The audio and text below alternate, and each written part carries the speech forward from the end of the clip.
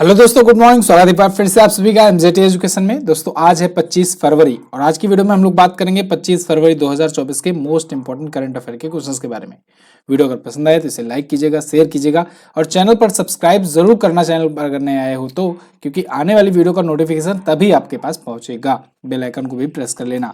शुरू करेंगे अपने वही पुराने सेगमेंट रिविजन से। कल का क्विकली हम लोग रिविजन करेंगे 1 मिनट में, फिर आज की करंट अफेयर की तरफ बढ़ेंगे। कल हम लोगों ने पढ़ा था कि तेलंगाना में आदिवासियों का सबसे बड़ा उत्सव समक्का सरलम्मा जतारा शुरू हुआ और अभी हाल ही में जारी एक रिपोर्ट के अनुसार उत्तर प्रदेश साइबर क्राइम के मामलों में सबसे अधिक रहा है। अभी हाल ही में घोषणा हुई है कि उत्तर प्रदेश के गोंडा जिले में पहला कछुआ संरक्षण रिजर्व स्थापित किया जाएगा। इसके अलावा एशियन डेवलपमेंट बैंक ने गुजरात की गिफ्ट सिटी में फिनटेक उन्नति के लिए $23 मिलियन का लोन दिया है। और अभी एआई में भारतीय स्टार्टअप्स को बढ़ावा देने के लिए, सशक्त बनाने के लिए इम्पेल नाम का एआई प्रोग्राम लॉन्च किया गया है माइक्रोसॉफ्ट और आई क्रिएट के द्वारा। इसके अलावा मध्य प्रदेश राज्य सरकार ने बैगलेस स्कूल पहल शुरू की है और भारत जो है ये देश में अंतरिक्ष क्षेत्र में 100% विदेशी निवेश को अब अलाउ कर दिया है। एफडीआई 100% स्पेस सेक्टर में भी हो सकेगा। मॉर्गन स्टैनली ने भारत की जीडीपी ग्रोथ रेट को लेकर के अनुमान लगाया है। वित्तीय वर्ष 2024-25 में 6.5% की ग्रोथ रेट रहेगी। पद्मश्री से सम्मानित प्रसिद्ध रेडियो हस्ती आमीन सयानी जी का निधन हो गया है। ये टॉप 9 करंट अफेयर के क्वेश्चंस थे कल की वीडियो से, जिनका आपने किया है क्विकली रिवीजन। बात करेंगे अब आज की करंट अफेयर की, लेकिन इसकी क्विज पीडीएफ आपको कहाँ मिलेगी? क्विज और पीडीएफ दोनों मिलेगी आपको एमजेटी ऐप पर। चलिए, पहला क्वेश्चन, केंद्रीय उत्पाद शुल्क दिवस कब मनाया जाता है? तो दोस्तों प्रत्येक वर्ष सेंट्रल एक्साइज डे मनाया जाता है 24 फरवरी को। इस बार भी 24 फरवरी को मनाया गया केंद्रीय उत्पाद शुल्क दिवस, यानी कि एक्साइज डे। जितना भी उत्पादन होता है उस पर जो ड्यूटी लगती है, उस पर जो टैक्स लगता है, देना होता है, उसके प्रति अवेयरनेस फैलाने के लिए ये दिवस मनाया जाता है। और ये मनाया जाता है सीबीआईसी के थ्रू, यानी central board of indirect taxes and customs के थ्रू। तो इसी के द्वारा ये मनाया जाता है सेंट्रल एक्साइज डे। ठीक है जी। Central board of indirect taxes and customs की बात करें तो इसकी स्थापना 1964 में हुई थी। नई दिल्ली में हेडक्वार्टर है। निदेशक है इसके हैं संजय अग्रवाल। अच्छा, सीबीआईसी जो है ये इनडायरेक्ट टैक्स है। ऐसे ही इनडायरेक्ट टैक्स है एक जीएसटी। जीएसटी 17 प्रकार के इनडायरेक्ट टैक्सेस को इंक्लूड करके ये बनाया गया था, जीएसटी लागू किया गया था। जीएसटी पर पूरा वीडियो भी कई बार मैंने आपको दिया हुआ है। जीएसटी को 1 जुलाई 2017 को लागू किया गया था, इसलिए 1 जुलाई को हम लोग जीएसटी दिवस भी मनाते हैं, गुड्स एंड सर्विसेज टैक्स। अब महत्वपूर्ण दिवस है, तो फरवरी महीने के अभी तक कौन कौन से महत्वपूर्ण दिवस मनाए गए इसको हम लोग रिकॉल करेंगे। 1 फरवरी को भारतीय तटरक्षक दिवस, 2 फरवरी को विश्व आर्द्रभूमि दिवस, 4 फरवरी को विश्व कैंसर दिवस, 1 से 7 फरवरी विश्व अंतर्धार्मिक सद्भाव सप्ताह मनाया गया, 6 फरवरी को सुरक्षित इंटरनेट दिवस और 7 फरवरी को राष्ट्रीय काला एचआईवी जागरूकता दिवस मनाया गया। 10 फरवरी को विश्व दलहन दिवस, 11 फरवरी को समर्पण दिवस और 11 ही फरवरी को विज्ञान में महिलाओं और लड़कियों का अंतर्राष्ट्रीय दिवस मनाया गया।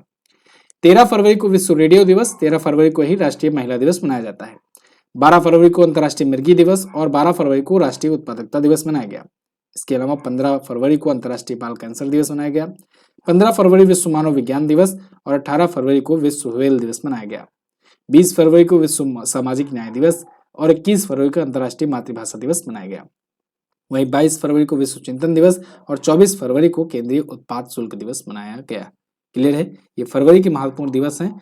समय समय पर आप रिकॉल करते रहे कीजिए, आपको याद हो जाएगा। अगला क्वेश्चन, हाल ही में किस राज्य सरकार ने विशेष बाघ संरक्षण बल की स्थापना के लिए एनटीसीए के साथ साझेदारी की है? तो अभी अरुणाचल प्रदेश ने दोस्तों एक विशेष बाघ संरक्षण बल की स्थापना के लिए एनटीसीए के साथ साझेदारी की है। विशेष बाघ संरक्षण बल का मतलब ये हुआ कि बाघों के संरक्षण के लिए एक स्पेशल फोर्स हो। ठीक है ना? तो इसीलिए ये किया गया है, स्थापित करने के लिए मंजूरी मांगी गई है, बेसिकली केंद्र से मांगी गई है। ठीक है ना? तो स्टेट कैबिनेट ने ये किया हुआ है, इसकी डिमांड करी हुई है। तो अब राष्ट्रीय बाघ संरक्षण प्राधिकरण जो है उसके द्वारा इसकी समझौता हुआ, इसकी डील हुई और उसके बाद इन्होंने अप्रूवल भी देने की बात कही है। तो इसका उद्देश्य यही है कि बाघों का संरक्षण किया जा सके, इसको कैसे बढ़ावा जा सके और राज्य के भीतर बाघों की आबादी की रक्षा की जा सके। अरुणाचल प्रदेश में दोस्तों 3 बाघ अभ्यारण्य है प्रमुख रूप से, नामदफा, कमलांग और पक्के। ठीक है, याद होगा मैंने आपको कई बार बताया हुआ है, पक्के tiger reserve, Kamalang tiger reserve, Namdapha tiger reserve, वही है बाघ संरक्षण मतलब टाइगर रिजर्व। वैसे अगर टाइगर रिजर्व की बात करें तो टाइगर सबसे ज्यादा है कहाँ पर, तो टाइगर सबसे ज्यादा है 785। ठीक है, टाइगर मीन्स होता क्या है, टाइगर मीन्स बाघ होता है, चीता नहीं। बचपन से आप टाइगर मीन्स चीता पढ़ते आ रहे थे, चीता भारत में है ही नहीं था अभी तक, अभी तो जल्द में आया हुआ है, कुनो नेशनल पार्क में आया हुआ है। कहाँ पर, कुनो नेशनल पार्क में ला करके चीतों को रखा गया है, नमीबिया और साउथ अफ्रीका से लाए गए हैं। वैसे सबसे ज्यादा बाघ मध्य प्रदेश में है 785।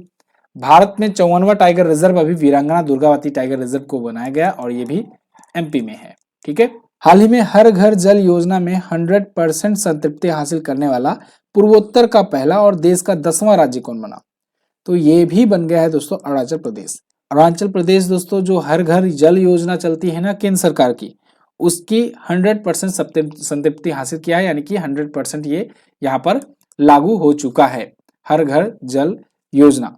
तो 100% में हर घर जल की सुविधा हो चुकी है अरुणाचल प्रदेश में, और ऐसा ये होने वाला पूरे भारत देश का 10वां राज्य बन गया है, और जबकि पूर्वोत्तर में पहला राज्य बना हुआ है। ठीक है ना, हर घर जल 100%। तो केंद्र सरकार की ये पहल है, इसमें केंद्र सरकार ने 3,965 करोड़ रुपए खर्च किए थे, जबकि राज्य सरकार ने 455.51 करोड़ रुपए खर्च किए थे। प्रधानमंत्री जल जीवन मिशन के तहत ये किया गया और इसकी शुरुआत 2019 में केंद्र सरकार ने शुरू की थी। अब अरुणाचल प्रदेश आया है, तो पिछले दिनों में अरुणाचल प्रदेश क्यों क्यों चर्चे में रहा था उनको हम लोग रिकॉल करेंगे। तो अभी ये 2 क्वेश्चन तो मैंने अभी बात किया इसी वीडियो में। अरुणाचल प्रदेश राज्य स्थापना दिवस अभी 20 फरवरी को मनाया गया, इसी महीने में अभी कुछ दिन पहले मनाया गया था। अरुणाचल प्रदेश और मिजोरम दोनों का राज्य स्थापना दिवस मनाया जाता है 20 फरवरी को। ठीक है, 9वां पक्के पागा हार्नबिल फेस्टिवल यहाँ पर आयोजित हुआ।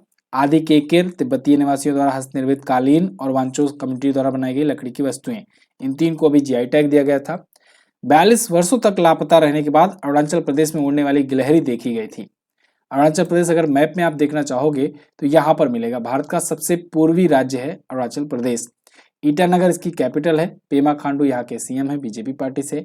गवर्नर है lieutenant general caval Trivikram Parnaik. यहाँ पर झील है संगेस्तर झील। नामदफा राष्ट्रीय उद्यान है, बहुत पूछा जाता है, याद रखना। कमलांग टाइगर रिजर्व है, यहाँ पर पक्के टाइगर रिजर्व है। मोलिंग राष्ट्रीय उद्यान है। नवाचार महोत्सव मनाया जाता है। बुइया छालो यहाँ के लोक नृत्य हैं। दर्रा यहाँ से पूछा जाता है, तो याद रखना बोमडिला, यांगयाप और दिफो 3 दर्रे हैं यहाँ। ठीक है ना, दिफू दर्रा पूछा जाएगा। जिलों की संख्या 26 है, विधानसभा में 60, लोकसभा में 2 और राज्यसभा में 1 सीट यहाँ से जाती है। अगला क्वेश्चन, हाल ही में केंद्रीय मंत्री अनुराग सिंह ठाकुर ने कहां पर खेलो इंडिया यूनिवर्सिटी गेम का शुभारंभ किया, तो अनुराग सिंह ठाकुर जी ने खेलो इंडिया यूनिवर्सिटी गेम्स का शुभारंभ किया दोस्तों गुवाहाटी में। गुवाहाटी आप जानते हो असम में है, ठीक है ना, असम में पड़ता है, हालांकि राजधानी नहीं है, असम की राजधानी दिसपुर होती है। लेकिन इस बार का खेलो इंडिया यूनिवर्सिटी गेम्स सिर्फ असम में नहीं खेला जाएगा, ये सभी पूर्वोत्तर राज्यों में खेला जाएगा। खेलो इंडिया यूनिवर्सिटी गेम्स के 3 संस्करण ऑलरेडी हो चुके हैं, चौथे संस्करण का इन्होंने अनावरण किया है अभी। तो चौथा संस्करण असम, अरुणाचल प्रदेश, मेघालय, मिजोरम, सिक्किम, नागालैंड और त्रिपुरा सहित पूर्वोत्तर के 18 स्थानों पर खेले जाएंगे। इसके पहले के 3 संस्करण में अगर बात करें तो पहला संस्करण ओडिशा के भुवनेश्वर में किया गया था, कालिंगा यूनिवर्सिटी में। दूसरा कर्नाटक में हुआ था, कर्नाटक की जैन यूनिवर्सिटी में। तीसरा उत्तर प्रदेश के कई जगहों पर हुआ था आयोजन। और अब देखो यहाँ पर तो पहले तो एक एक यूनिवर्सिटी में आयोजन होता था, फिर कई जिलों में आयोजन किया जाने लगा, फिर अब देखो कई राज्यों में आयोजन किया गया अब की बार। तो खेलो इंडिया यूनिवर्सिटी गेम है ये भी खेल मंत्रालय के द्वारा होता है आयोजित, खेल और युवा मंत्रालय के तहत। और जो खेलो इंडिया कार्यक्रम है ना, खेलो इंडिया, जिसके तहत खेलो इंडिया यूथ गेम होता है, खेलो इंडिया यूनिवर्सिटी गेम होता है, खेलो इंडिया अभी दिव्यांग पर्सन के लिए भी शुरू किया गया है, खेलो इंडिया विंटर गेम्स होता है। ठीक है, तो खेलो इंडिया यूथ गेम की बात करें तो अभी इसका 6ठा संस्करण भी हुआ था। 6ठा संस्करण कहाँ हुआ, तमिलनाडु में, ये पूछा जाएगा आपसे, तमिलनाडु में। ठीक है ना, चलिए आगे असम के बारे में बात करूं। असम के काजी नेमू को अभी आधिकारिक राज्य का फल घोषित किया गया। पूर्वोत्तर के पहले प्राकृतिक चिकित्सा अस्पताल का यहाँ पर उद्घाटन हुआ। मुख्यमंत्री महिला उद्यमिता अभियान का यहाँ उद्घाटन हुआ। असम का सर्वोच्च नागरिक पुरस्कार रंजन गोगोई जी को दिया गया, जिसे असम वैभव रत्न कहते हैं, असम वैभव रत्न कहते हैं। ठीक है ना, ये 46वें नंबर के CGI रह चुके हैं भारत के। गुणोत्सव छात्रों के लिए मनाया गया। अमृत वृक्ष आंदोलन ने 9 ग्रीन्स वर्ल्ड रिकॉर्ड जीते। और असम के माध्यमिक शिक्षा बोर्ड और उच्चतर माध्यमिक शिक्षा परिषद को विलय कर दिया गया।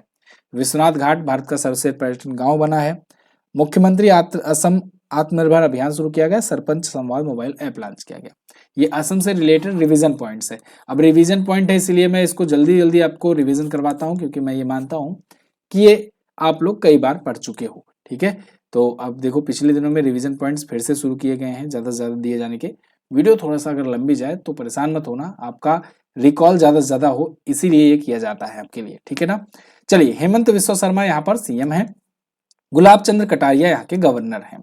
असम पूर्वोत्तर के सभी राज्यों से अपना बॉर्डर शेयर करता है, दिसपुर इसकी कैपिटल है। यहाँ पर 7 नेशनल पार्क हैं, रायमोना, काजीरंगा, मानस, नामेरी, औरंग, डिब्रूगढ़ सैखोरा, देहिंग, पटकाई। बिहू नृत्य मनाया जाता है, 3 प्रकार के बिहू महोत्सव होते हैं, भोरताल, खम्बालिम, इसके अलावा सतारिया। सतारिया भी बहुत पूछा जाता है, सतारिया। ठीक है ना, अभी आरओ एग्जाम में पूछा गया था। इसके अलावा दोस्तों जी लोक संख्या 35, विधानसभा में 126, लोकसभा में 14 और राज्यसभा में 7 सीट यहाँ से है। ठीक है जी। झीलों में भी आप अगर देखो डिगबोई झील है, दीपुर, सोनबिल, देहिंग लेक, ये सभी झीलें हैं। अगला, हाल ही में किसे केंद्रीय सतर्कता आयोग में सतर्कता आयुक्त नियुक्त किया गया? तो दोस्तों केंद्रीय सतर्कता आयोग जो है, सेंट्रल विजिलेंस कमीशन, उसमें विजिलेंस कमिश्नर नियुक्त किया गया है एएस राजीव को। ध्यान रहे, जैसे चुनाव आयोग होता है ना, तो चुनाव आयोग में एक मुख्य चुनाव आयुक्त होते हैं, 2 चुनाव आयुक्त होते हैं, ऐसे ही विजिलेंस कमीशन है। विजिलेंस कमीशन में एक सेंट्रल विजिलेंस कमिश्नर होता है, उनकी सहायता के लिए 2 विजिलेंस कमिश्नर होते हैं, तो उन्हीं में से एक विजिलेंस कमिश्नर नियुक्त किए गए हैं ये एएस राजीव। ठीक है, यहाँ पर आपको दिख रहे हैं ये। अच्छा, ये यहाँ पर नियुक्त होने से पहले बैंक ऑफ महाराष्ट्र में एमडी थे, प्रबंध निदेशक थे और चीफ एग्जीक्यूटिव ऑफिसर थे। तो वहां से अब आए और अब इनको सीवीसी में सीवीसी यानी कि सेंट्रल विजिलेंस कमीशन में सतर्कता आयुक्त यानी कि वीसी नियुक्त किया गया है। किसके द्वारा नियुक्ति होती है? तो कोई भी जो आयोग होता है ना, उसमें नियुक्ति होती है उसके सदस्यों या अध्यक्ष की राष्ट्रपति के द्वारा। तो राष्ट्रपति द्रौपदी मुर्मू जी ने नियुक्त किया है। सेंट्रल विजिलेंस कमीशन है क्या? तो दोस्तों ये एक सरकारी निकाय है, 1964 में स्थापित किया गया था। अब चूंकि ये बाद में स्थापित किया गया है तो ये हुआ वैधानिक संस्था। ठीक है, मैंने आपको एक बार समझाया भी था इसको। अगर कोई संविधान बनते समय कोई आयोग का गठन किया गया है तो वो हुआ संवैधानिक संस्था, और अगर कोई बाद में जरूरत के हिसाब से स्थापित की गई तो वो हुई वैधानिक बॉडी या वैधानिक निकाय या वैधानिक संस्था। जैसे आप देखो नीति आयोग 2015 में स्थापित हुआ, तो ये भी एक वैधानिक संस्था है। ठीक है ना। तो केंद्रीय सतर्कता आयुक्त जो है ये 1964 में एक वैधानिक दर्जा प्राप्त करने वाला ये बना। वैधानिक दर्जा इसे वैसे कब मिला? 2003 में मिला, संसद में कानून बनाया गया। के संथानम समिति की सिफारिश पर गठित किया गया था। ये क्वेश्चन एग्जाम में बना हुआ है, आगे भी बन सकता है कि सतर्कता आयोग बताओ किसकी समिति की सिफारिश पर गठित किया गया। ठीक है, तो के संथानम समिति बताएंगे। वर्तमान में चीफ विजिलेंस कमिश्नर कौन है? प्रवीण कुमार श्रीवास्तव जी। दोस्तों अगर वीडियो पसंद आया करे तो प्लीज इसे लाइक कर दिया करो। मैं देखो वैसे वीडियो के बीच में कभी लाइक करने को कहता नहीं हूँ, लेकिन आप लोग जो है भूल जाते हो। कोई बात नहीं, आप वीडियो में मुश्किल से 3 से 5 सेकंड लगेंगे, आप जाइए अभी लाइक कर दीजिए वीडियो। ठीक है ना, इससे रीच बढ़ती है।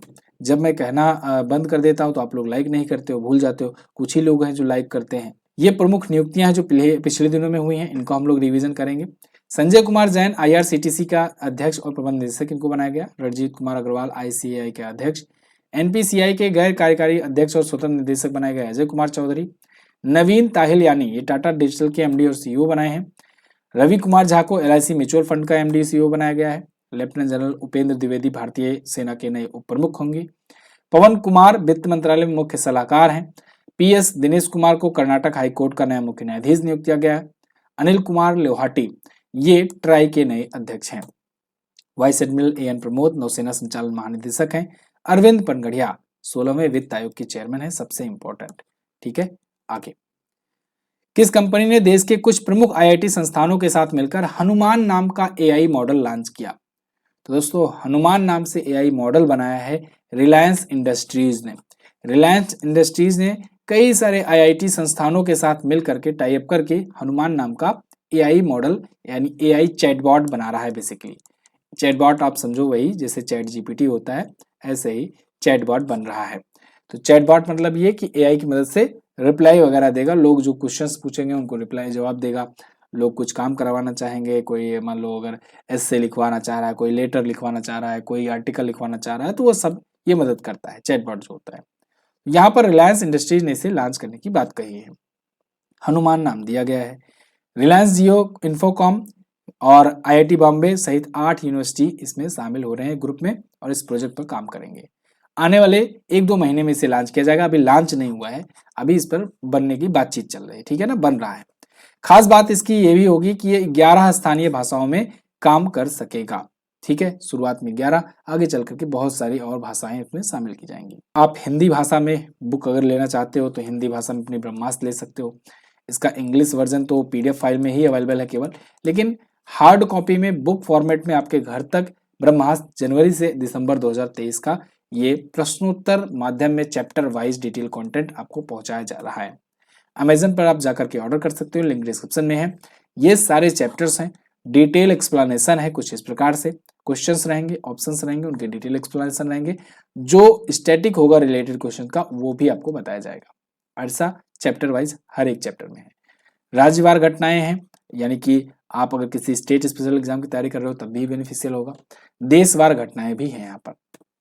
अगला, टेक महिंद्रा ने आर्किड साइबर टेक को कितने प्रतिशत हिस्सेदारी का अधिग्रहण किया? तो अभी टेक महिंद्रा जो कंपनी है इसने आर्किड साइबर टेक की 100% हिस्सेदारी का अधिग्रहण कर लिया है, यानी पूरी की पूरी कंपनी खरीद ली है। आर्किड साइबर टेक जो है ये एक फिलीपींस की कंपनी है और इसका 100% स्टेक अब होगा टेक महिंद्रा के पास। ये एक साइबर टेक सर्विसेज प्रोवाइड करने वाली कंपनी है आर्किड साइबर टेक। तो अब इससे टेक महिंद्रा यूज करेगा, मतलब भाई देखो जब अपने में मिला लिए हैं तो इसका जो भी यूज होगा, जो भी काम होगा वो अपने कंपनी में लगाएंगे। कितने में खरीदे हैं? $3.27 मिलियन में, ठीक है। टेक महिंद्रा की स्थापना 1986 में हुई थी। पुणे में, महाराष्ट्र में इसका हेडक्वार्टर है। एमडी और सीईओ है मोहित जोशी और चेयरमैन है आनंद महिंद्रा। ये महिंद्रा एंड महिंद्रा कंपनी का ही, ग्रुप का ही हिस्सा है टेक महिंद्रा, ठीक है। जो स्कॉर्पियो, बोलेरो वगैरह बनाती है, थार वाली कंपनी वही है। आगे, किस आईआईटी संस्थान ने भारत का सबसे बड़ा ड्रोन पायलट प्रशिक्षण संस्थान लॉन्च किया? इसे भी लॉन्च किया है आईआईटी गुवाहाटी ने। तो देखो, आईआईटी गुवाहाटी में भारत का सबसे बड़ा ड्रोन पायलट प्रशिक्षण संस्थान लॉन्च किया गया है। ध्यान रहे, ड्रोन के पायलट का प्रशिक्षण, ड्रोन के जो पायलट होते हैं जो ड्रोन चलाते हैं ना, उनकी ट्रेनिंग यहाँ पर दी जाएगी कि कैसे ड्रोन चलाना है, ठीक है। ये शादी ब्याह वाले ड्रोन चलाने वाले नहीं, वो ड्रोन चलाने वाले जो समझो उरी मूवी वाले, जो पहुंच जाए दुश्मन के ठिकानों तक, तो ऐसी ट्रेनिंग यहाँ पर दी जाएगी। तो भारत का सबसे बड़ा ड्रोन पायलट ट्रेनिंग सेंटर ये होगा, आईआईटी गुवाहाटी ने यह स्थापित किया है। इसमें 9 मध्यम श्रेणी के ड्रोन उड़ाने की ट्रेनिंग दी जाएगी, पायलट का प्रशिक्षण किया जाएगा, तो जिससे भारत में ड्रोन टेक्नोलॉजी को बढ़ावा मिलेगा। भारत ने लक्ष्य रखा है कि 2030 तक भारत वैश्विक ड्रोन का हब बन जाए और ये नमो ड्रोन दीदी पहल में योगदान का भी एक हिस्सा बनेगा। वैसे आईआईटी आया है, Indian institute of technology, Bharat में सबसे बेस्ट संस्थान में से एक माने जाते हैं।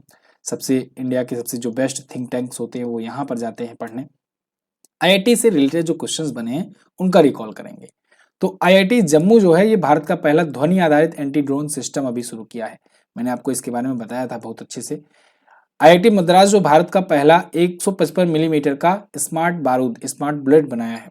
आईआईटी मद्रास ने पानी से आर्सेनिक और धातु रसायन आयनों को हटाने के लिए अमृत विकसित किया है, पूछा जा सकता है। आईआईटी रोपड़ ने पंजाब की सतलज नदी में दुर्लभ धातु टेंटलम की खोज की थी। आईआईटी मद्रास ने ही इनक्यूबेटर, पहले इनक्यूबेटर सूचना प्लेटफॉर्म का अनावरण किया। आईआईटी कानपुर ने दिल्ली में वायु प्रदूषण संकट से निपटने के लिए कृत्रिम वर्षा का समाधान पेश किया था। ये आईआईटी संस्थान से रिलेटेड क्वेश्चन थे। अगला, किस पुरस्कार से सम्मानित सुप्रीम कोर्ट के वरिष्ठ वकील फली एस नरीमन का निधन हो गया?